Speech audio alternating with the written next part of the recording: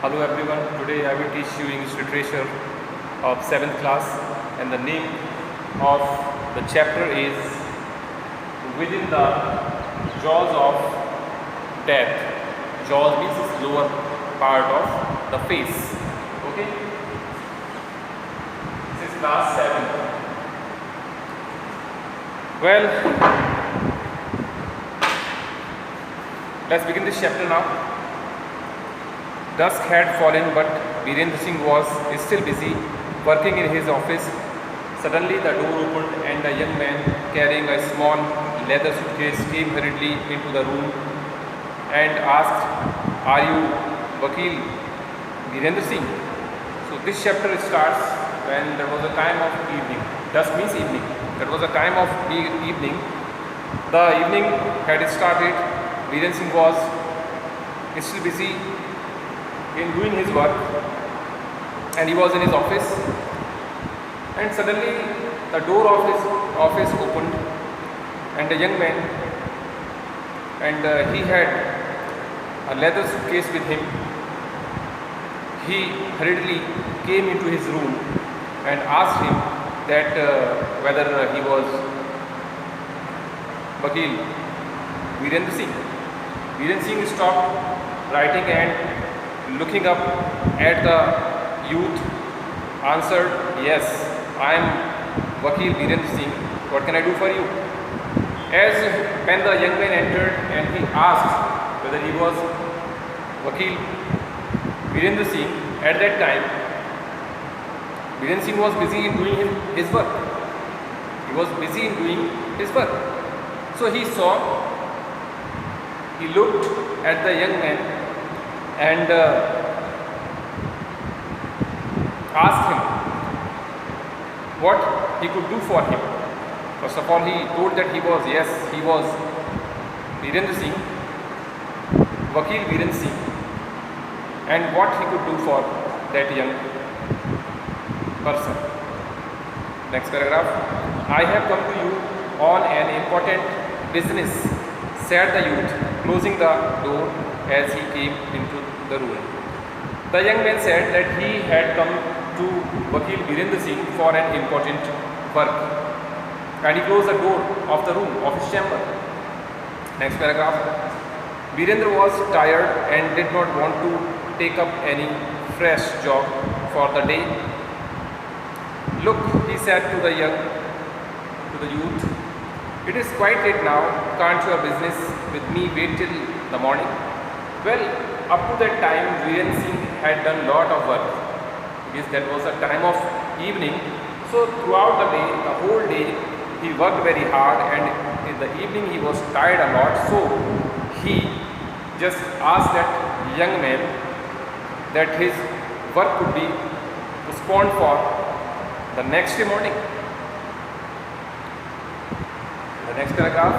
The youth looked around the room wildly means surprisingly, and stepping close towards Virendra said in a voice full of fear, means he was fearful, "This business with you is a matter of life and death. Listen, it's like this." Well, afterwards, the young man looked around the room. Surprisingly, he was bewildered, and he moved close to Vakil Virendra Singh, and his voice was full of fear, means there was fear in his voice, and he said that the work he had with Vakil Virendra Singh, that work was the matter of life and death of someone. And how was the work? That he told Virendra Singh. Virendra realized that he had no alternative is option, but to listen to what the youth had to say. But a minute then, he said, drawing up a nearby chair. Drawing up is pull. "If your business is that important, you might as well sit down and talk." Then he said, first of all, Virendra Singh realized that the work was really important, and there was no option of ignoring that work. So he thought to listen to that young man. So before that, he just asked him to wait for a minute, and he pulled a chair towards him, and he said if the work was very important, then I think he should sit down in the chair, and then he should tell Virendra Singh what was the work. Well, the youth was jumpy and looking around suspiciously, means doubtfully. He drew his chair up to Virendra and said in a low, grave voice. Grave voice means as if his voice was very low, means murmuring sound. Vakil Sahib, come closer. I don't want anyone to hear what I am about to tell you. The youth was jumpy, means almost that young man had jumped. And after that he looked around the room surprisingly, very doubtfully. And he drew his chair close to Vakil Virendra Singh, and he said in a very low sound, in a very murmuring sound, in a very whispering sound, that he did not want anyone to hear his work, the secret that he was going to tell Virendra Singh. Why are you afraid? Said Virendra encouragingly. My workers left long ago and there is no one else here. So now Virendra, with courage, encouragingly means with courage, he asked him that why he was fearing so much. Why was he afraid? Why was he afraid? Why was he fearful? And he informed him that his workers had already gone away. Nobody else was there in the office, so he could tell everything very easily. The youth looked around the room with fear in his eyes. That young man was having fear in his eyes, and he looked around the room. What a silent room. Means the room was very silent, nobody was there in the room. He exclaimed, what a fearful silence. Now the boy said that the silence in the room was very fearful. Vakil Sahib, aren't you afraid to stay all alone in such a dreadfully silent room? Now he said, Vakil Sahib, that he did not feel any kind of fear in that dreadful silence. In that pin drop silence, he did not fear any kind of fear. He did not feel any kind of fear. What should I be afraid of? Virendra asked in surprise. Vakil Virendra Singh, he was surprised, and he asked that why he should feel fear, why he should be fearful. Such a quiet room, the youth repeated, looking around. Well, that young man repeated. First of all, he looked around in the room, and then he repeated that the room was very quiet, very silent. It is just the type of room in which a murder can be committed. Then suddenly pointed to a dark corner. He screamed, look there, what? What is that? He said that there was a good silence in the room, and there was a type of room in which a murder could be committed. Then suddenly he pointed out towards a corner, dark corner, and he shouted, he screamed, he shouted, look there, what is that? Viren jumped with a sudden shock, but controlling himself, he said, why are you afraid? There is nothing here to be afraid of. So first of all, Virendra jumped with sudden shock. Afterwards, he controlled himself and then said why he was afraid, why that young man was fearing. There is nothing here to be afraid of. And Virendra Singh said that there was nothing in that to be fearful. Then taking a packet of cigarettes from his pocket, to steady himself, he put one in his mouth and offered one to the youth. Afterwards, Vakil Biren Singh took a cigarette from his pocket and put that in his mouth and offered that young man also one cigarette. But the youth shied away from the cigarette, saying, "Forgive me, Vakil Sahib, I don't indulge in such dangerous habits." But the boy was not interested in that kind of deed like smoking, and he said he first of all said sorry for that and said that he did not want to get indulged in that type of dangerous habit. You know how dangerous smoking is, and exclaimed that smoking is really very injurious to health. It destroys the lungs. We must stay away from such dangerous things. I am afraid of cigarettes. And he said that everybody must keep away himself or herself from such type of poor habit, bad habit. And that's why the boy was afraid of cigarette. Afraid? Exclaimed Biren with a laugh. What a there to be afraid of? I have been smoking for years and am still alive. Biren started laughing because that was a matter of laughing. He was saying that from number of years he was smoking and there was no problem with that. And he was smoking easily and he felt no problem even after smoking from a long time. He was smoking from a long time, from number of years, still he had no problem with that smoking. And still he was alive. Shaking his head, the youth said, "Yes, Vakil Sahib, you are alive till today, but who can foretell the future?" Foretell means to forecast, guess. Tomorrow you might become a guest of death. Do you understand? No one can foretell what the future has in store for him. Our life is so transitory. A person can be killed by a vehicle on the road, or he may slip and fall to his death.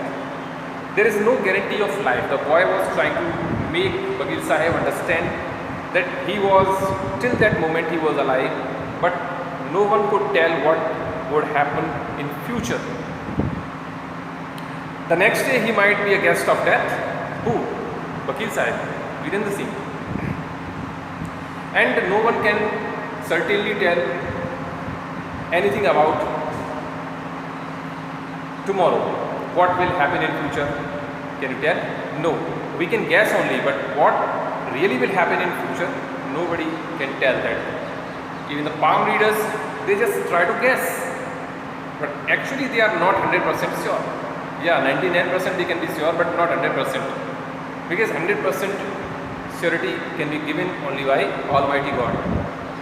Okay. Well, a person can be killed by a vehicle on the road, or he may slip and fall to his death. Suppose a person is going to the road, he can slip and can die. Many cases I have heard, and I hope that you might have also heard this. Many persons I have heard, they were walking, they slipped and they died. In the same way, some vehicle suddenly came, hit them, and due to the accident they died. Suppose they got head injury and they died. Okay. So many people die in their own homes due to a simple thing like coal gas.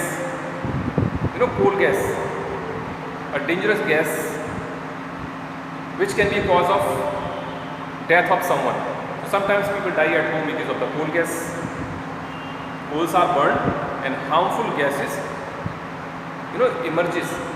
Harmful gas emerges from burning the coal, and that can be a cause of death. Maybe carbon monoxide, which is harmful for the lungs. You will feel suffocated and you will die. Okay. Well, some people are stable in the back and killed. Some people are stable in the back and killed, yet others are killed by bombs. Some people who were sitting and they were killed from the back, stabbed by someone. Okay, Stabbed means kill someone by dagger. Kill someone by dagger, knife. Okay. So some people are stabbed in the back and killed, yet others are killed by bombs, and sometimes bombs are planted and bombs explode and people die. Means there is no guarantee of life. This moment you are alive, the next moment you will be alive or not, no guarantee. No guarantee of anyone's life.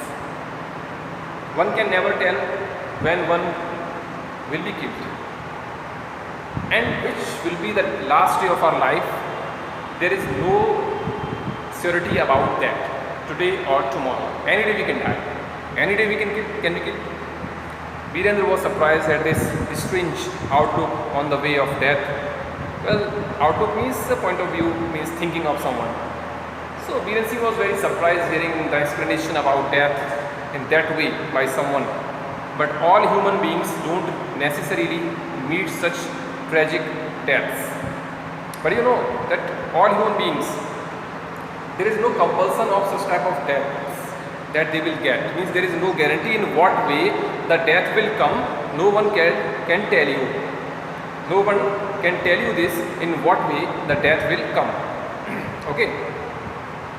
He said, means the youth, however, did not care to listen to him. So Virendra Singh was saying that everybody is not killed in the same way as you are telling. Well, the youth was not interested to listen to Virendra Singh, what Virendra Singh was saying, and continued with his morbid thoughts. So he continued with his such type of special thoughts. Who can foretell the future? Again he was saying, who can tell about future? Anyone can do forecast about future? No. We are alive one moment and the next we are dead. As I told you that this moment we are alive, the next we will not be. There is no surety about it. Even in life we live within the jaws of death. Even when you are alive, you are always in fear of death. Anytime death can surround you. Death can come to you. Your life can come to an end any moment. Do you understand, Vakil Sahib? Within the jaws of death. It means you are always within, means inside. You are always within the jaws of death. Virendra had suspicion that the youth was not quite normal. He said gently, "Look, young man, it seems that you are not well, just next door." Now, Virendra had a doubt, suspicion is doubt, that the youth was not quite normal. It means something was wrong with that youth. Means he was not a normal person, he was abnormal. He said very gently, "Look, young man, it seems that you are not well, just next door." And he asked him that Virendra Singh was feeling that he was not well and he should go to the next door. But the youth interrupted. Interrupted means interfered. "I am physically perfectly well, but around us I see nothing but danger." But the youth interrupted and he said that he was physically perfectly well. Physically he was fit. But around us I see nothing but danger. And he was seeing only danger around them, nothing else. Even you could meet your death suddenly in his room. Just now, he said, even Vakil Sahib could meet his death any moment in his cabin. Now Virendra felt certain that he was in the presence of a madman. Now Virendra felt that the young man was a madman. He felt a bit afraid and at the same time angry and shouted, "Either you are under the influence of drugs or there is something wrong with your head." Now after some time, Virendra said that either he had taken drug, okay, he was not in his senses, either he was not in his senses because he had taken drugs, or he was out of his mind. Okay, listen to me. Just next door, you will find Dr. Pradhan. Go to him. But the youth wasn't listening. He kept on Emphasizing means forcing his point. I shall demonstrate. Demonstrate means present in front of your very eyes what I mean. Now Biren Singh suggested that young man that next to his office Dr. Pradhan was there who could treat him, but young man was not ready to listen to Vakil Sahib, and he said that whatever he had said he could prove that at the moment. Well, look here, he said, taking out a green bottle containing a thick liquid. So there was a green bottle and it was containing with liquid, a thick liquid. This bottle contains metapentafluor or nitrotoluol.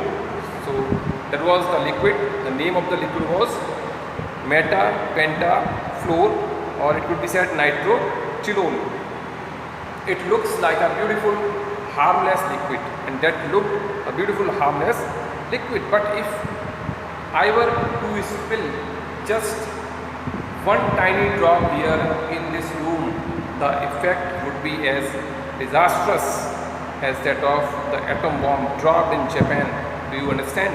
Just one tiny drop of this liquid can reduce us to ashes. Ashes, you know, dust. Vakil Sahib to ashes. Well, he said he had that liquid and only one drop of that liquid could change that room. That one drop of that liquid would work just like the atom bomb which was dropped on Japan by America. And what were the results of that? The same results would be there in the chamber of Vakil Sahib. They all will change into ashes, dust. Even Vakil Sahab, this moment he is Vakil Sahab, the next moment he would turn into ash. Now, what is this madman going to do? Thought the terrified Virendra. Virendra was very terrified, frightened, and he was thinking what that madman was going to do. What that madman was going to do, nothing could be said at that time. He was quaking with fear. So Vakil Sahib started trembling, shivering with fear. Yes, he said, it is a very dangerous liquid. Please put it away very carefully in your suitcase. And Vakil Sahib requested that the young man, he first of all accepted really that liquid was very dangerous, and he requested him to keep that liquid away from him in his suitcase safely. Putting the bottle away, the youth produced another bottle containing a reddish green powder.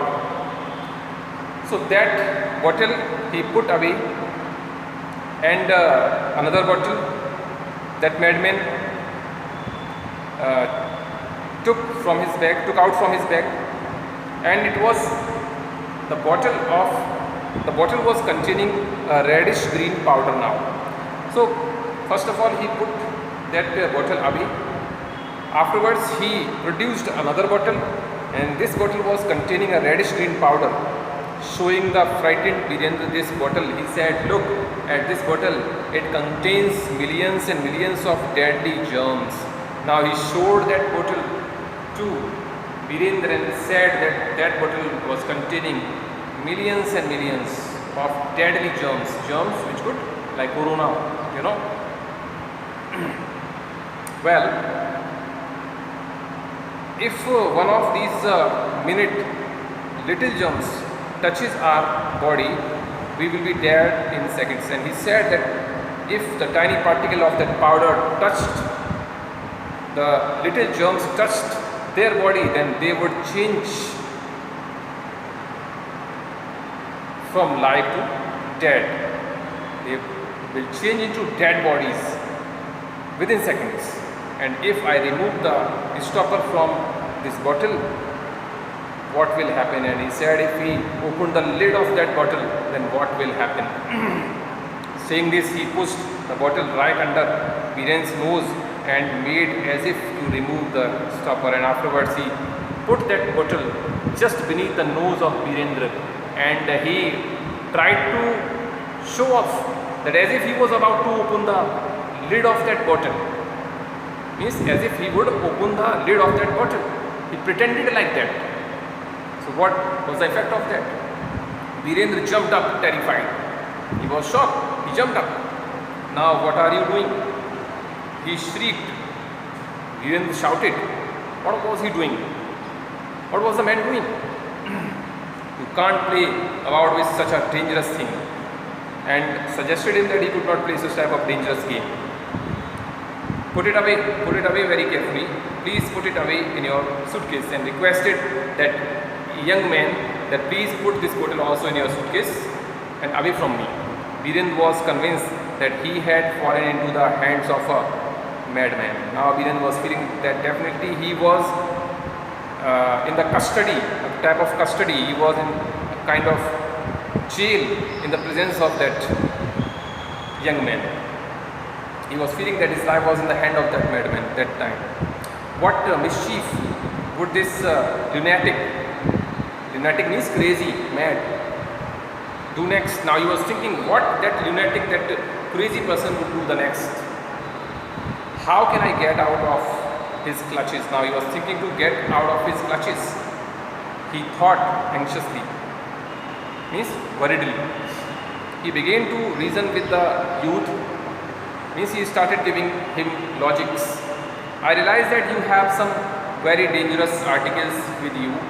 He said, it is not necessary to show me anymore. I am fully convinced that we are surrounded by difficulties, danger and death. Now let us talk about more pleasant things. He said that he accepted that really he was having so many dangerous things like that, and now he was not interested in the mood to see some more things, and he also accepted that really we are always surrounded with death all the moment of our life. Anytime the death can come to us. Okay? And now he was not in the mood to see such type of dangerous things. Now he wanted to see some pleasant things, nice things. The youth gave a short laugh and said, we are surrounded by death. Now youth started laughing and said to him that we are always surrounded by death. We live within the jaws of death, and I, a madman, what is there to prove that I am not a murderer as well? He said that really he was a madman. What proof he will have to give that he was not a murderer? I have a loaded revolver with me. So saying, he brought out a revolver and aimed at Virendra's chest. And you, not even having time to take the name of your household god, the god of death, would. Virendra shrieked in fear, and in one single bound he was near the door. Afterwards, he said that he could prove that he was a madman, he could not be a murderer.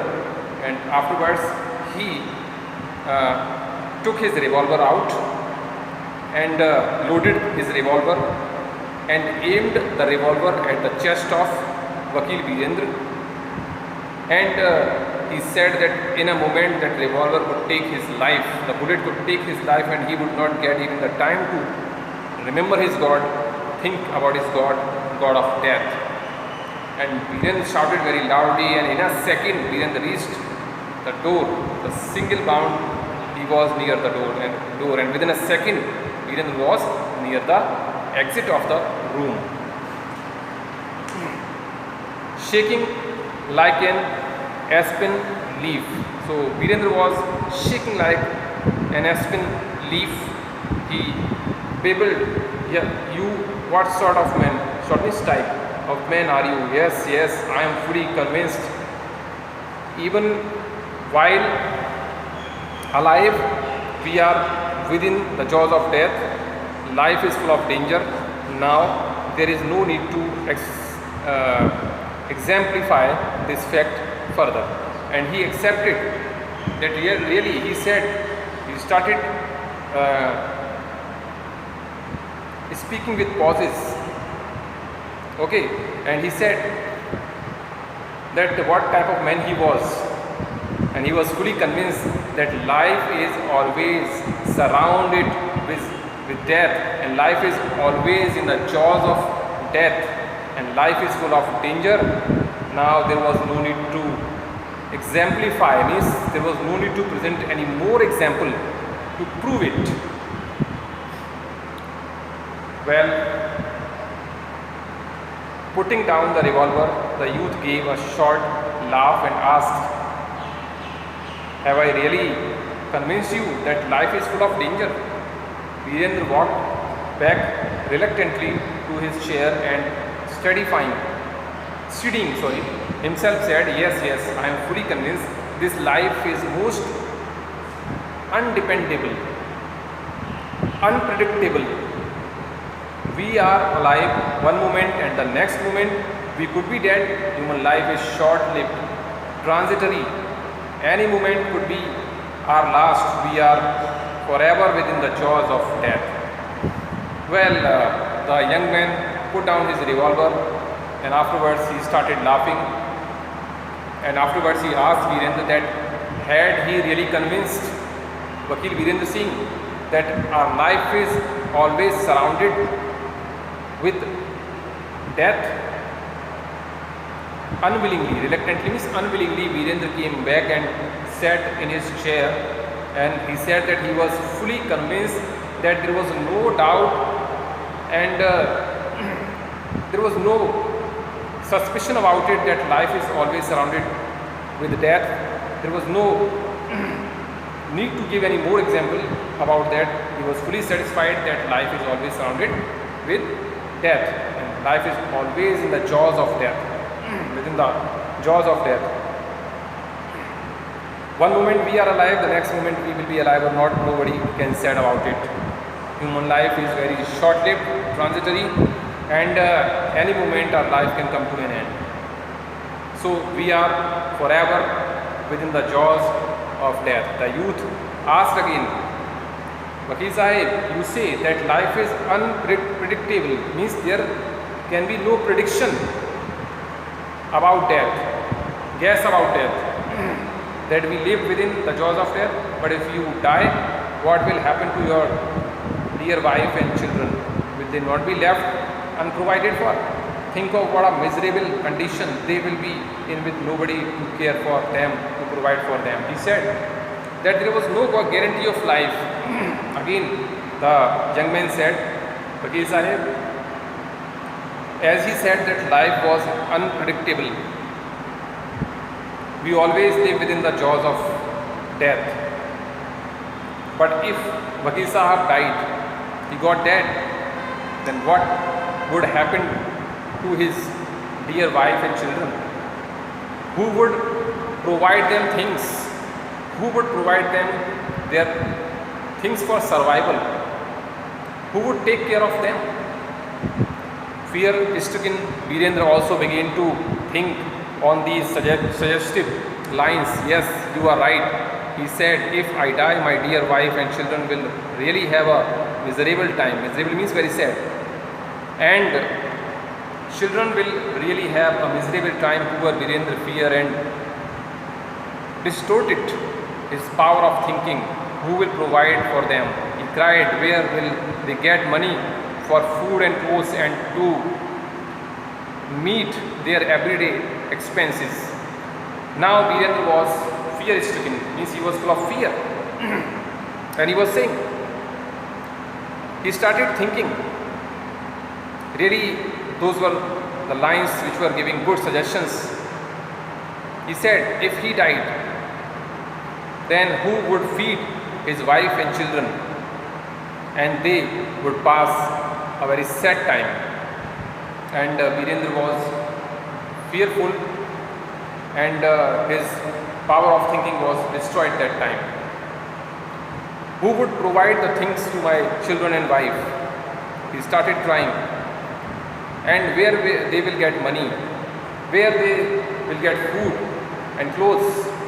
And how would they survive? How would they get everyday expenses?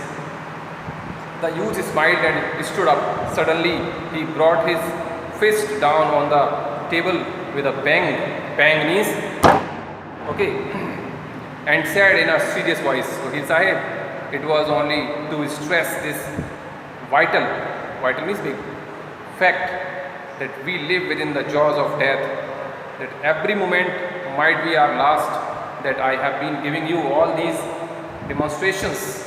Now the youth started smiling and stood up, and suddenly he brought his fist down and he gave a bang on the table and said that in a serious voice, that was only to stress on his suggestion that life is within the jaws all the time. Okay, life is always within the jaws of death, that every moment might be our last, means we should not think about tomorrow, because any moment of our life can be our last moment. The present moment we are alive, the next moment we will be or not, no one can say anything about that. Every moment might be our last moment. That he had presented before him, demonstrated before him with some examples. Now he said, look, in order to protect your dear wife and children from calamity, calamity means disaster, you must take out a life insurance policy. And afterwards he just gave him an offer that to protect, so that he could protect his wife, he could protect his children, he should take at least one insurance policy. I am an agent for the Snow Peak Life Insurance Company. This is the name of the company, Snow Peak Life Insurance Company. Go through these papers and now tell me, Vakil Sahib, for how much would you like to insure your life? And afterwards he said, first of all, he explained about his identity, that he was an agent from an insurance company and his life was very precious, he explained in this chapter. And afterwards he offered him about the policy. He asked him that how could he ensure his life. The only way was to take a policy. So now he wanted to know about the amount, how much would he like to insure his life, how much money he would spend to insure his life for the insurance policy, how much amount he would like to spend for the insurance policy.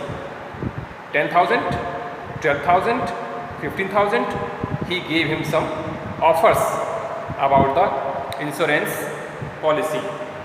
Okay, he just gave him options, that either he wanted to take the policy of 10,000, he wanted to take the policy of 12,000, or he wanted to take the policy of 15,000. So he offered him these things, he offered him, and afterwards he said that it was better to take a policy of insurance, so that after his death, at least his children, his wife can survive easily. Otherwise, how would they survive?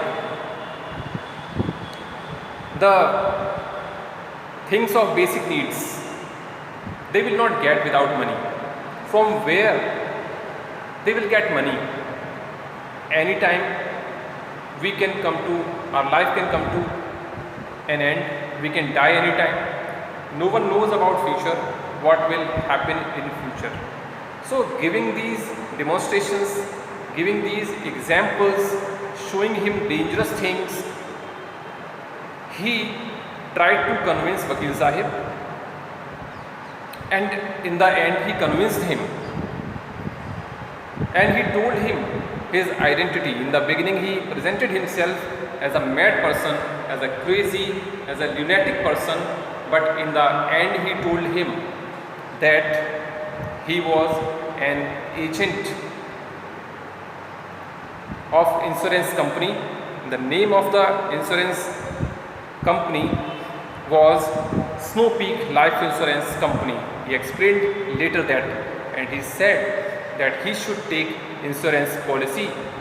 The best way of convincing someone, he acquired, he used, and really everybody will convince seeing such type of examples.